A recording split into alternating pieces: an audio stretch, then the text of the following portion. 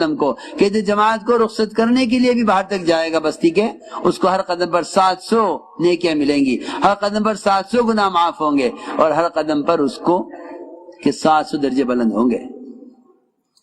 پھر جب رخصت کرنے والے کے لیے اجر ہے تو نکلنے والے کے لیے کیا اجر ہوگا؟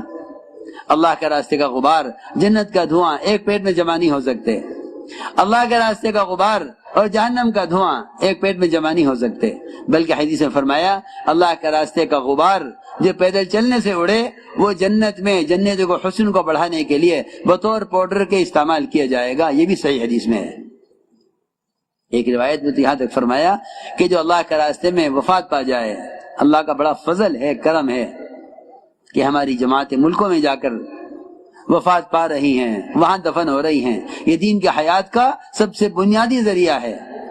میں تو خوشخبری دیتا ہوں ان خاندانوں کو، میں تو خوشخبری دیتا ہوں اور سعادت مند سمجھتا ہوں ان خاندانوں کو جن کے خاندان کے لوگ ملکوں میں جا کر دفن ہو گئے ہیں، اور ان ملکوں کے لیے خوشخبری ہے جن ملک کے لوگ ہندوستان میں آ کر دفن ہو رہے ہیں۔ یہ صحابہ کرام کی اصل سنت تھی، آپ کی تمنا تھی، یا آپ صلی اللہ علیہ وسلم کی تمنا تھی کہ میرے صحابہ مدینے سے نکل کر ملکوں میں جا کر دفن ہوں، یہ آپ کی تمنا تھی۔ آپ مدینے مرنے والے سے خوش نہیں ہوتے تھے۔ مدینے کی فضیلت، مدینے کے انوارات، مدینے میں دجال کا داخل نہ ہونا، مدینے پر دین کا سمٹ جانا، سارے فضائل مدینے کے اپنی جگہ، لیکن آپ صلی اللہ علیہ وسلم مدینے مرنے والے کو اچھا نہیں سمجھتے تھے۔ وہ صحابی جو مدینے میں مر رہے تھے فرمایا کاش اس کی وفات مدینے سے باہر اللہ کے راستے میں ہوتی۔ جو صحابی مدینے میں مر رہے تھے وہ کاش کہہ رہے تھے اونٹ کی طرح مر رہا ہوں مدینے میں، کاش اللہ کے راستے میں ہوتا اور اللہ کے راستے میں کسی زخم سے روح نکلتی۔ اسی لیے اس راستے میں پھرنے والوں کے لیے یہ نہیں جہاں تک خشکی ہے وہاں تک چلے جاؤ، فرمایا جو اللہ کے راستے میں سمندری سفر میں، جو اللہ کے راستے میں سمندری سفر میں جائیں دوسرے ملکوں میں دین کو پہنچانے کے لیے، ان کے بارے میں فرمایا اگر ان کی وفات سمندری سفر میں ہوئی تو اللہ تعالی ان کی روح خود نکالیں گے، فرشتے سے نہیں نکلوائیں گے۔ دیکھو تو صحیح، کتاب الجہاد کی حدیث ہے، ابن ماجہ شریف کی روایت ہے۔ کتنی بڑی بات ہے۔ جو جماعتیں ملکوں میں جائیں گے سمندری راستوں سے، بڑے جزیرے ہیں، اللہ اکبر، 2 3 دن، 4 دن، ہفتہ بھر کشتیوں سے جزیروں میں جا کر جماعتیں دعوت دیتی ہیں۔ ہماری ہی جماعت جا رہی تھی، ایک کشتی میں سوار ہوئی، تعلیم ہو رہی تھی کشتی میں تعلیم ہو رہی تھی، منتخب احادیث میں سے روایت پڑھ کر سنائی، اور انہوں نے تعلیم کراتے کراتے حدیث بھی سنا دی کہ جو اللہ کے راستے میں سمندری سفر میں مرے اللہ اس کی روح فرشتوں سے نہیں نکلوائیں گے، حالانکہ سب کی روح فرشتہ نکالے گا، فرشتوں کی روح بھی فرشتہ نکالے گا، فرشتوں کی روح بھی فرشتہ ہی نکالے گا، لیکن اللہ کے راستے میں مرنے، سمندری سفر مرنے والے کی روح اللہ خود نکالیں گے، یہ اللہ کے یہاں اس کا اعزاز ہے۔ تو وہ ایک نوجوان بیٹھا تھا تعلیم میں، کہنے لگا کہ یہ تو صحابہ کا درجہ ہوگا، ہمارے لیے کہاں ہو سکتا ہے؟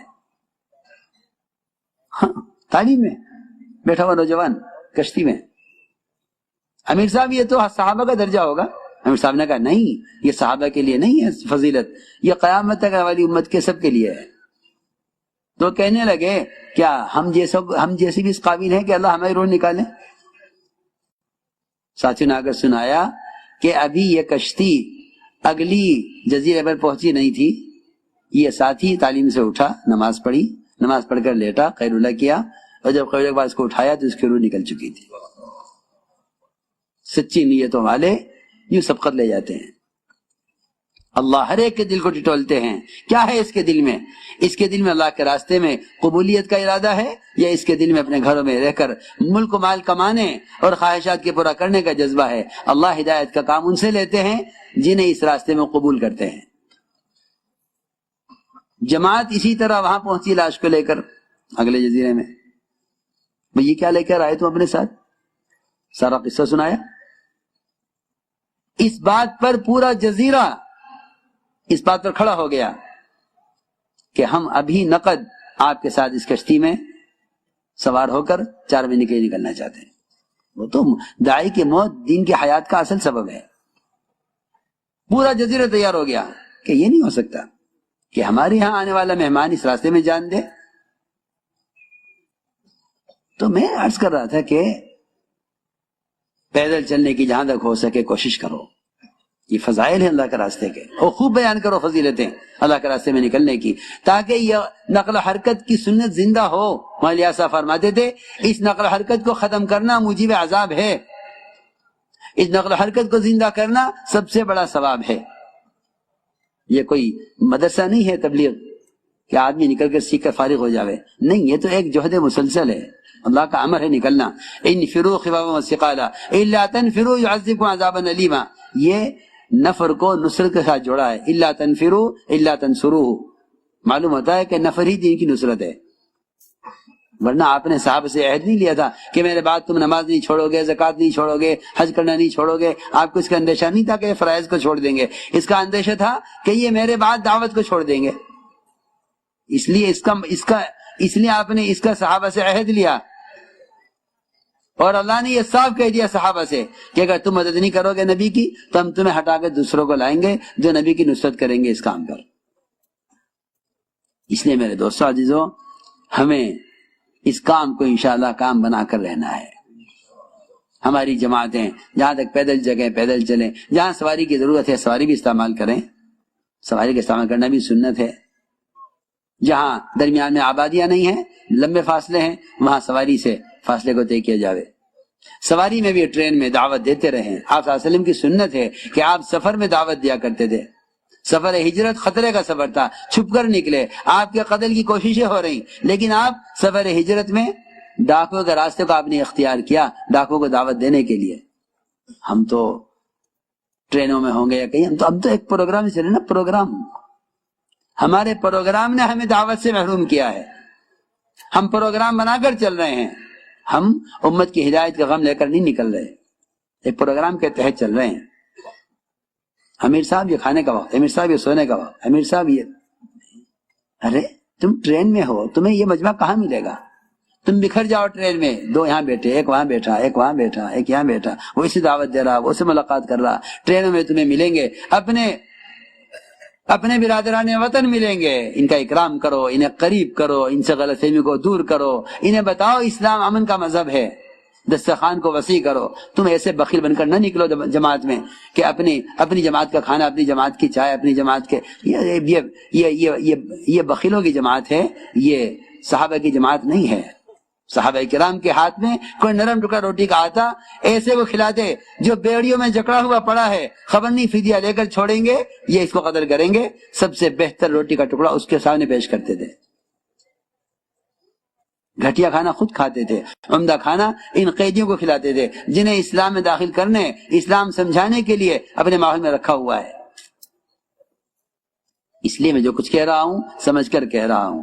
ہماری جماعتیں اللہ کے راستے میں نکل کر خوب اکرام کیا کریں. جماعت میں نکلو کھلا خرچ لے کر نکلو، جماعت میں نکلو تو امت کا اکرام کرنے کے ارادے سے نکلو. ہماری جماعتوں میں صرف اپنی ضروریات، اپنا ٹکٹ، اپنا ویزا، اپنے خرچہ، اپنے اخراجات اور اپنے کھانے پینے کا خرچ لے کر نکلتے ہیں. یہ میں سمجھتا ہوں تبلیغ میں خرچ کرنا نہیں ہے، یہ تو اپنی ذات پر خرچ کرنا ہے.